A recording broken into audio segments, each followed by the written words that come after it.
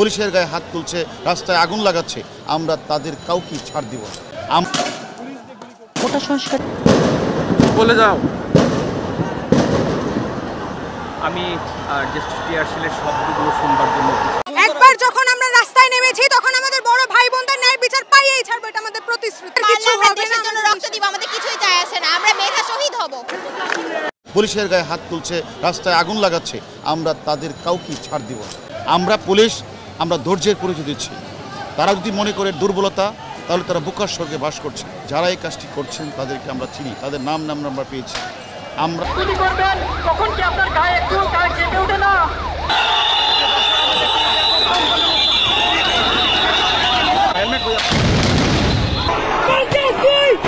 ছাত্রছাত্রী যারা রয়েছে তারা বেশ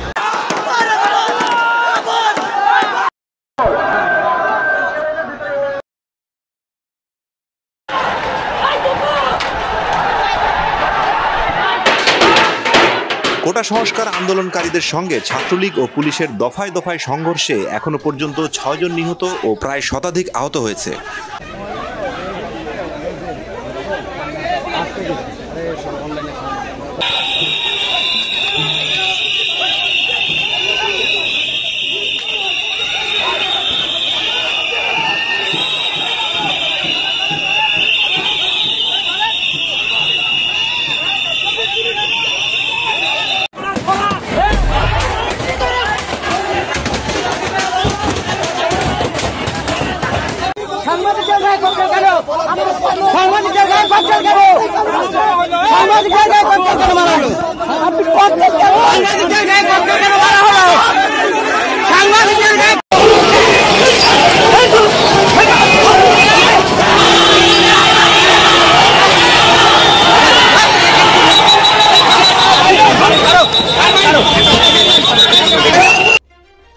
ভয়ঙ্কর বিভৎসতার মধ্য দিয়ে গেল দেশ এবং এখনো যাচ্ছে।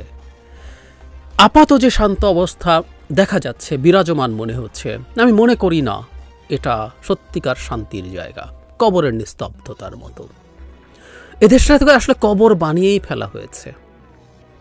বাংলাদেশে কোনো আন্দোলনে, আমরা যে কোনো ফর্মের আন্দোলন, আমি স্বাধীনতার পরের কথা বলছি, যেখানে ৩-৪ দিনে ১৭০ জনের বেশি মানুষ হত্যা করা হয়েছে, এরকম কোনো ঘটনা বাংলাদেশের ইতিহাসে ঘটে নাই।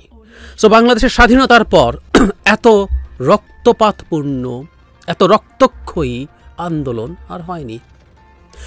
এই যে ১৭০ সংখ্যাটা বললাম বা রক্তক্ষয়ী এত বললাম, এটা অফিসিয়ালি ফর্মালি আসা আমাদের সামনে যে তথ্য, আমরা কি এখনো সব তথ্য জানি? আমার সন্দেহ আছে। আমার সন্দেহ আছে সরকারের আচরণের কারণে। কারণ ইন্টারনেট বন্ধ করে রাখা হলো অনেকগুলো দিন। আমি জানি সরকার সাথে সাথে বলে উঠবে, ইন্টারনেট তো আমরা বন্ধ করিনি, মহাখালীর ওখানে সেখানে ডেটা সেন্টার কেবল টেবল পুড়িয়ে দিয়েছে, কেটে দিয়েছে, ইত্যাদি ইত্যাদি বলা হবে। কিন্তু আমরা ধারণা করতে পারি আসলে ঘটনা কি ঘটেছে। সো ইন্টারনেট আসলো এবং ধীরে ধীরে আমরা বুঝতে পারবো কি ইন্টেন্সিটি এবং কি এক্সটেন্ট এর বল জনগণের ওপরে প্রয়োগ করা হয়েছে, যে এই বিভৎস পরিস্থিতি তৈরি হয়েছে। মানে অফিসিয়ালি আমরা যে তথ্য পেয়েছি সেটাই ভয়ঙ্কর। আরও তথ্য আমরা আস্তে আস্তে পেতে থাকবো, আমরা বুঝতে পারবো কি বিভৎসতা চলেছে এই কয়েকটা দিন। যারা মারা গেছেন, যারা আহত হাজার হাজার হয়েছেন। এই আহতদের মধ্যে ছাত্রলীগ আছে, নিহতদের মধ্যে ছাত্রলীগ আছে, পুলিশ আছে।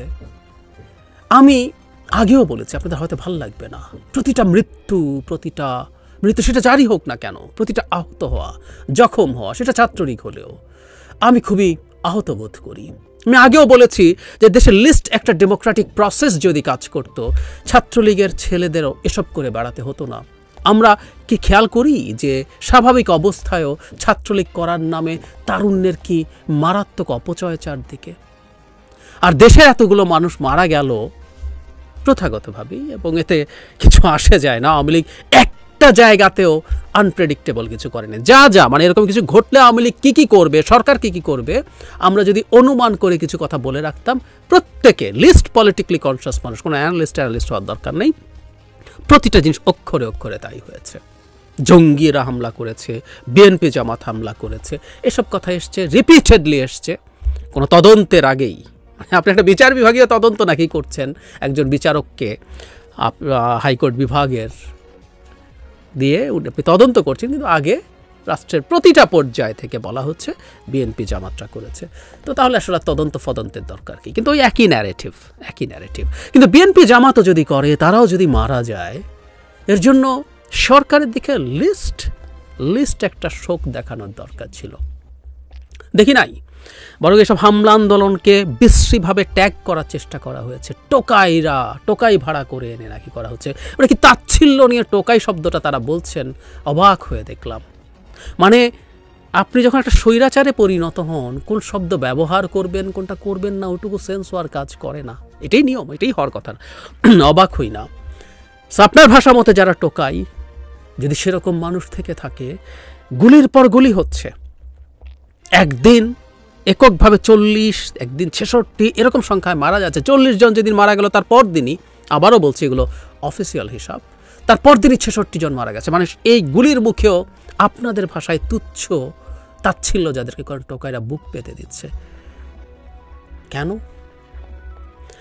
আমি ব্যক্তিগতভাবে মনে করি বাংলাদেশের এই আন্দোলনটা যা হয়ে গেল, সেই আন্দোলনটা তিউনিসিয়ার মোহাম্মদ বুয়াজিজিকে কেন্দ্র করে যে আন্দোলন হয়েছিল, একজন ফল ব্যবসায়ীর নিজের গায়ে আগুন দেয়া নিয়ে, তার সাথে তুলনীয়।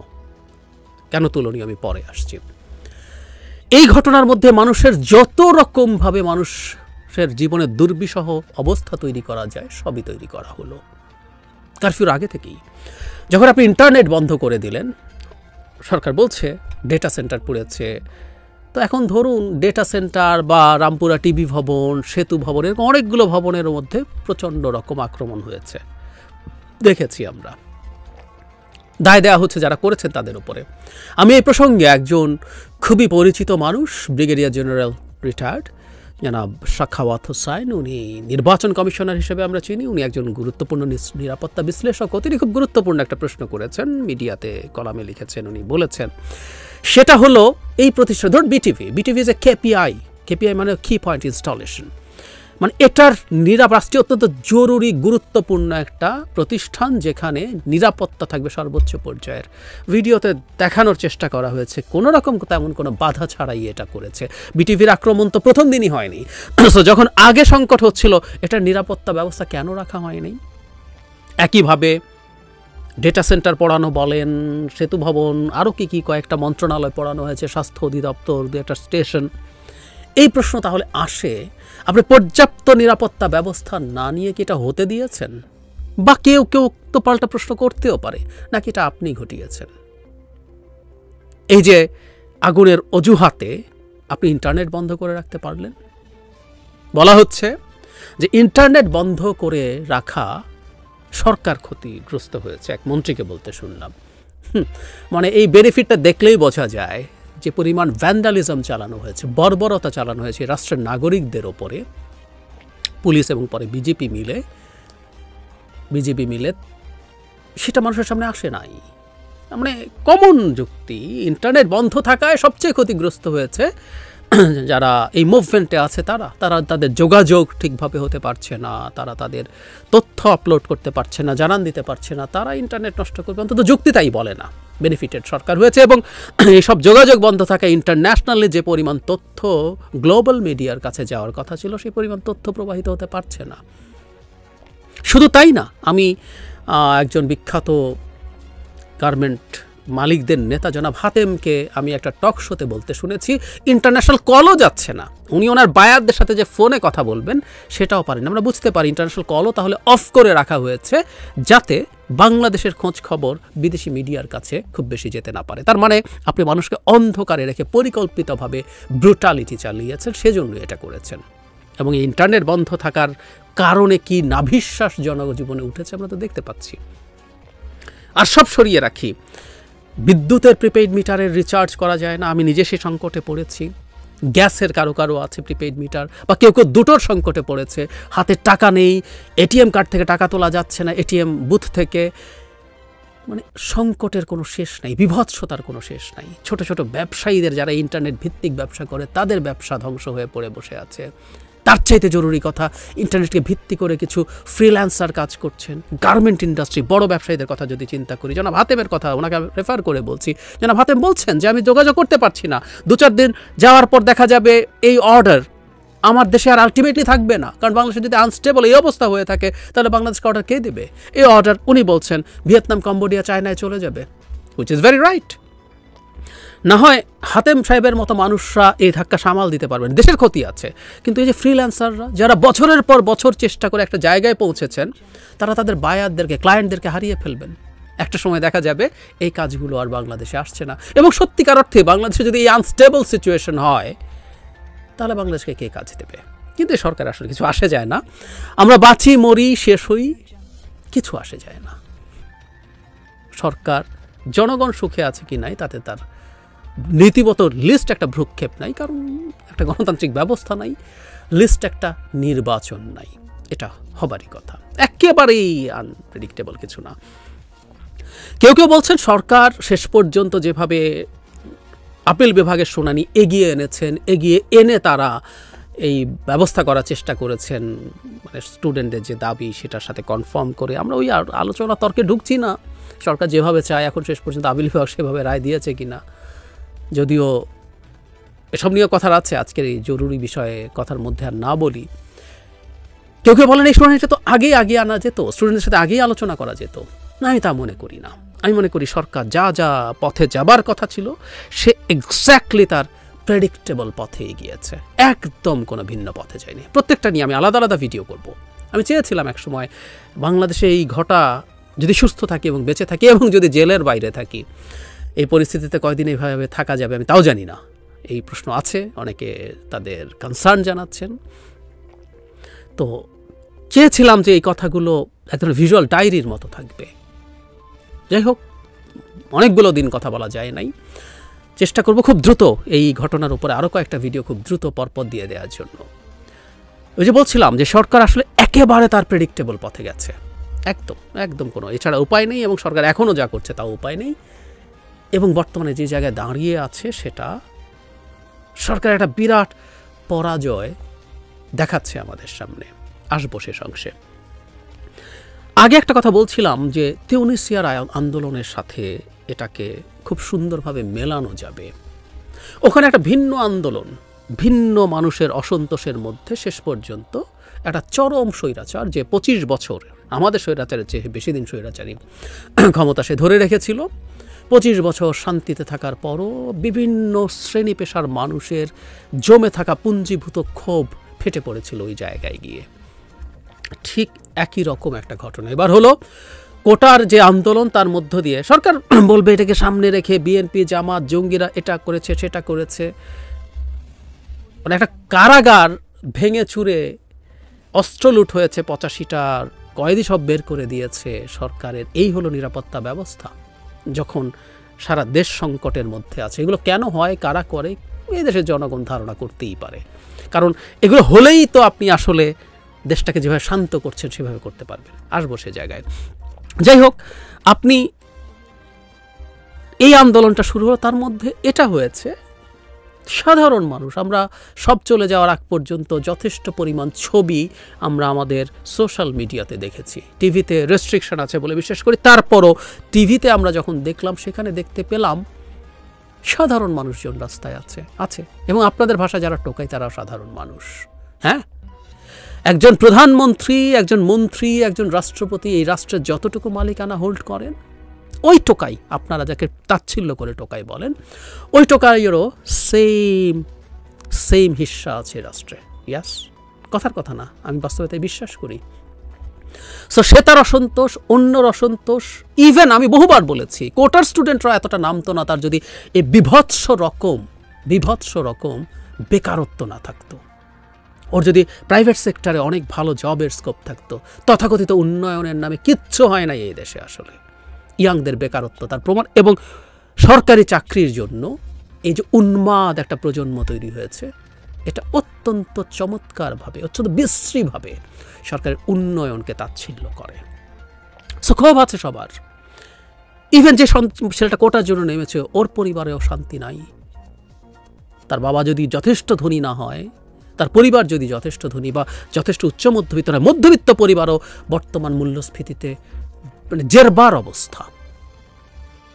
এগুলো জেরবার অবস্থার মধ্যে সে দেখছে একজন বেনজির সারা দেশ কিনে ফেলছে, একজন আসাদুজ্জামান মিয়া দেশ কিনে ফেলছে, একজন আজিজ আহমেদ মিলিটারি চিফ দেশ কিনে ফেলছে, একজন মতিউর লাখ লাখ টাকায় গরু ছাগল কিনছে, তারা ছাগল কেনে 15 লাখ টাকায়। এগুলো আবার চোখের সামনে হচ্ছে যে আপনি শেষ হচ্ছেন, কিন্তু আপনার সামনে অসততা এই পর্যায়ে গেছে, দুর্নীতি এই পর্যায়ে গেছে, লুটপাট এই পর্যায়ে গেছে। আওয়ামী লীগের বড় টড়না পাড়ার নেতাদেরকে ওই শিশুরা, কিশোররা, তরুণরা ছোটবেলা থেকে দেখে আপনার একটা পাতি নেতা হলে এসইউবি চালান এই দেশে। সব ক্ষোভ তো আছে, সেগুলো তো বেরোয়। তিউনিসিয়া মডেলের সাথে এটাই মিল আছে। এবং কেউ কেউ বলছে সরকারের এই ক্ষোভগুলো দেখা উচিত না, সরকার এই ক্ষোভ দেখবে না। সরকার কি করবে আমি আলাদা একটা ভিডিওতে কথা বলবো, এবং ওটাই সরকারকে করতে হবে। বলছিলাম শেষে আসবো, যেই কারণে এই ভাঙচুর এবং এই ভ্যান্ডালিজম আপনাকে অনেক দেখাতে হয়েছে। আপনি আসলে কারফিউ দিতে চেয়েছেন, আপনি মিলিটারি ডিপ্লয় করতে চেয়েছেন। মিলিটারি ডিপ্লয় করার ক্ষেত্রে যেটা হয়, সরকারের এক ধরনের পরাজয় তো বটেই, কিন্তু তারপর আপনি ইন্টারন্যাশনালি প্রচুর চাপের মুখে পড়বেন এবং কারফিউতে মানুষের নানান রকম সংকট হচ্ছে। তো সেটাকে জাস্টিফাই করতে পেরেছেন এই জিনিসগুলো দেখিয়ে, যে এই রকম রাষ্ট্রীয় সম্পদের ক্ষতি হয়েছে, রাষ্ট্রের বিরুদ্ধে এটা হয়েছে সেটা হয়েছে বলে আপনি এদেরকে ডিপ্লয় করেছেন, এবং অ্যাপারেন্টলি একটা শান্ত অবস্থা বিরাজ করছে। কিন্তু একটা কথা মনে রাখা জরুরি, মিলিটারি দিয়ে আপনি শান্ত অবস্থা বিরাজ করাতে পেরেছেন, এটা আদৌ শান্ত অবস্থা না, এটা শান্তি না, নো ওয়ে। বরং প্রবল পরাক্রমশালী একটা সরকার যে মোটামুটি শান্ত একটা অবস্থা তৈরি করার জন্য অফিসিয়াল হিসাবে 170 জন মানুষকে হত্যা করতে হয়েছে, কারফিউ দিতে হয়েছে, মিলিটারি ডিপ্লয় করতে হয়েছে। সিভিল যে প্রশাসন, যদিও সিভিল প্রশাসন আন্ডারে কাজ করছে, সিভিল বাহিনীগুলোকে দিয়ে পেরে ওঠে নাই। একেবারে নির্বিচার গুলি করার দৃশ্য আমরা দেখেছি পুলিশের দিক থেকে, পারা যায় নাই। সুতরাং আপনি যখন কারফিউ এবং মিলিটারি দিয়ে আপাতত একটা শান্ত অবস্থা তৈরি করেন, এটা সরকারের পরাজয়, বিরাট পরাজয় আমি মনে করি, আমি বিশ্বাস করি। আর আমরা আস্তে আস্তে আরও দেখতে থাকবো, দেখতে পাবো, আমাদের সামনে নিশ্চয়ই তথ্য আসবে। আমি এটাও মানি কিছু গুজবও আসবে, গুজব আসেও এই ধরনের প্রত্যেকটা ক্ষেত্রে। এটা তোকে তো আসলে একটা আন্দোলনের পর্যায়ে সরকার রাখেনি, যুদ্ধের পর্যায়ে নিয়ে গেছে। সো এইরকম পরিস্থিতিতে গুজব তৈরি সব দিক থেকে হয়, সরকারের দিক থেকে হয়, যারা আন্দোলন করছেন তাদের দিক থেকে হয়, কিন্তু এগুলোর বিরুদ্ধে আমাদের দাঁড়াতে হবে। আমরা বিপক্ষেরও গুজবগুলো যাচাই বাছাই করতে হবে। এবং আমি মনে করি এটা কোনোদিন ইন্টারনেট বন্ধ করে দিয়ে এই গুজব ঠেকানো যায় না, কোনোদিন যায় না। বরং সরকার সম্ভবত চেয়েছে যে পরিমাণ ব্রুটালিটি তারা মানুষের উপরে করেছে সেটা মানুষের সামনে না যায়, কিন্তু এটা আসবে তো, আজ হোক কাল হোক আসবেই। এবং একটা কোটার প্রজ্ঞাপন জারি করেই এটা রিকনসাইল করা যাবে আমি মনে করি না। এদিকে আপনি বলছেন আপনি শান্তিপূর্ণভাবে ছাত্রদের সাথে নেগোশিয়েট করছেন, অথচ আপনি একজন সমন্বয়ক জনাব নাহিদকে তুলে নিয়ে গিয়ে পিটিয়ে জখম করে রাস্তায় ফেলে রাখা হয়েছিল না? 4 জন সমন্বয়ককে পাওয়া যাচ্ছে না এখনো। চেষ্টা করা হচ্ছে কোটার যে আন্দোলনকারী সমন্বয়করা আছে তাদের মধ্যে বিভেদ তৈরি করার। আমি একটা জিনিস খুব মনে করি, এগুলো করে সরকার আসলে কিছু গেইন করবে না, কিন্তু তারপর সরকার এগুলো করবে, মানে এইরকম সরকার এগুলোই করার কথা। আবারও বলেছি, আগেও বলেছিলাম, আবারও বলছি, কেন সরকার ঠিক, মানে সরকার প্রতিটা স্টেপ আপনি প্রেডিক্ট করতে পারবেন এরকম সরকারগুলোর। সরকার একটা এন্ড গেমে নেমেছে, এবং সেই এন্ড গেমটার ফাইনাল রেজাল্ট কী হবে, দেশ কোথায় যাবে, আমরা কোন পথে যাব, খুব সহসাই সেই জিনিসগুলো বোঝা যাবে। আমি নিজেও আমার টেক আপনাদের সামনে নিয়ে আসবো অচিরেই।